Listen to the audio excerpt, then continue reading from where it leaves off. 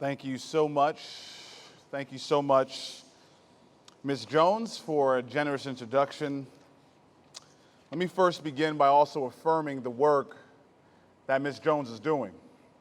Many don't know, me and Ms. Jones go way back. 20 years ago, she was my computer science teacher. And Ms. Jones, because of your outstanding hard work towards just the PS38, we're so grateful to have you. And I look forward to seeing your portrait up there as well. So let's give her a round of applause.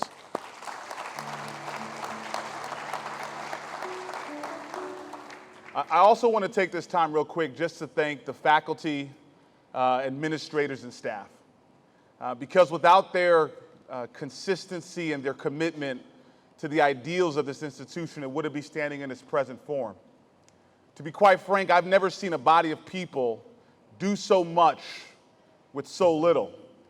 And I just want to let you know from the bottom of my heart, we appreciate you immensely, and we want to thank you. And regardless of what goes on in the district, I just want to let you know that you guys are valued, and I think they deserve our praise, and I think they deserve a round of applause as well.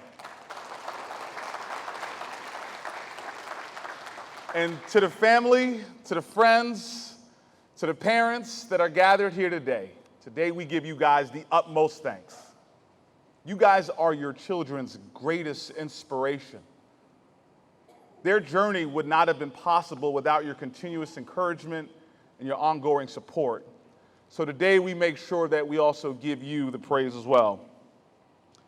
And now to the class of 2019, I turn my address. For the past 8 or 9 years, you guys have worked hard. A lot of obstacles came your way, but you stood the course. Things got difficult, but you prevailed. What you're not going to keep with you, though, is the standardized exams and the mathematic equations. Those are good. But the things that are really great are the things that you have, like a positive mindset, the work ethic. Those are the things that are going to help you throughout high school. It's going to help you in college. But more importantly, it's also going to help you in life. You may not appreciate this today, but you actually just took one step closer to achieving the American dream. That assurance that those unalienable rights that our Creator has given us, life, liberty, and pursuit of happiness, is fully achieved. Today, you did your part. But I also want to be realistic about what lies ahead. It's not always going to be celebratory. It's not always going to be balloons and lifting you up. To be quite frank, it's going to be hard. It's going to be difficult. It's going to be relentless and sometimes never-ending. But here's what I also know, that character is not just measured in good times, but character is measured in tough times. That the race is not for the swift or the strong, but it's for the one who can endure to the end. That's why I relate to the words spoken by our former President Barack Obama, who said that our destiny is not written for us, but by us. Now listen, that's not a quote that I just read somewhere or something I saw on my IG that I thought it was interesting to talk about. But it's something that I live every single day of my life. The reality is this, is that it will be difficult. I remember when I was your age, I heard sometimes things from people of authority say things that were discouraging. Oh, that the statistics of an African-American male is likely that I'm going to be in the street corners, or have a higher probability of going to jail than it is going to college. When I graduated and I started getting older, the rhetoric and the cynicism only got louder. I started hearing more on a broader scale the failures of students like me. Growing up in Jersey City, and this is specific, this is not just, something that we see urban cities across the country, but you hear failures of kids like me. I remember peers that I went to school with, that we played in recess, ended up getting locked up. I've seen statistics on the broken homes increasing. I've witnessed drug epidemic affecting our cities right here. And we can't deny the fact that we have generations of trauma and impact messing up our community. But here's what I also know, that as bad as it got, there was always that alternative voice. The voice that you probably hear from friends and relatives. The voice that pushes optimism as opposed to pessimism. A voice that points me to scriptures that says that I can do all things through Christ who gives me strength.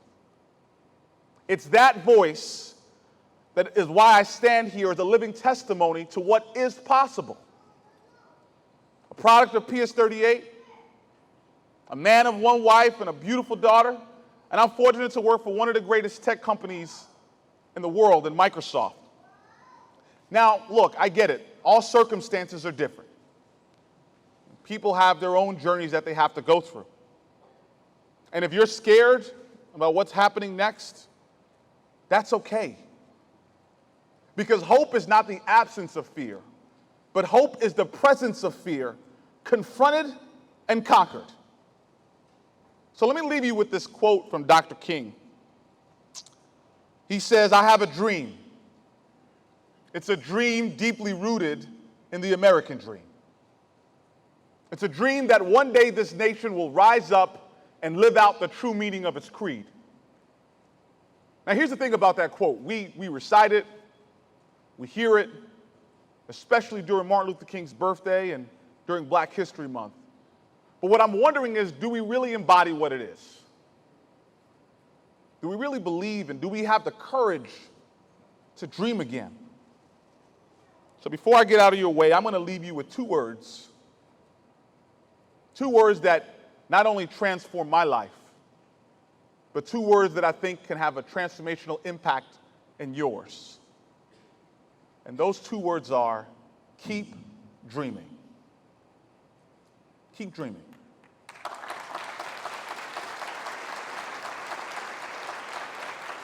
It's not a time for you to accept what's normal.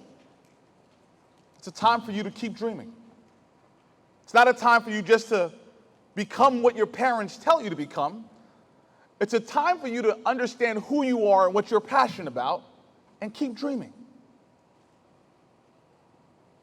That's the whole point, is that regardless of whatever happens, never stop dreaming. So for the child who maybe grew up in a household that didn't have a father figure, today I'm telling you, keep dreaming. And remember, you have a heavenly Father who's dangerously in love with you. If you struggle with self-esteem issues, you don't feel pretty or good enough, today I tell you, keep dreaming and remember that true beauty comes from within.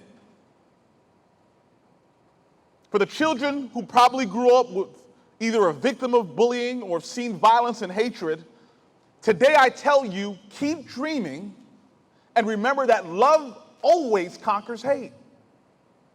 And for the parents who probably stopped dreaming once upon a time because you realize that you have to sacrifice your dream for your children, today I implore you, never stop dreaming and help your children and encourage your children to keep dreaming as well. So let this be the day that we all look back on June 21, 2019, as the day where we said we are going to keep dreaming. Let us look back to this time where we say we're no longer going to be regressive, but we're going to be progressive. That we're not going to follow, but we're going to keep leading. And we're going to keep moving. And in the words of Dr. King, if you can't fly, run. And if you can't run, walk. And if you can't walk, crawl. But by all means, keep on moving.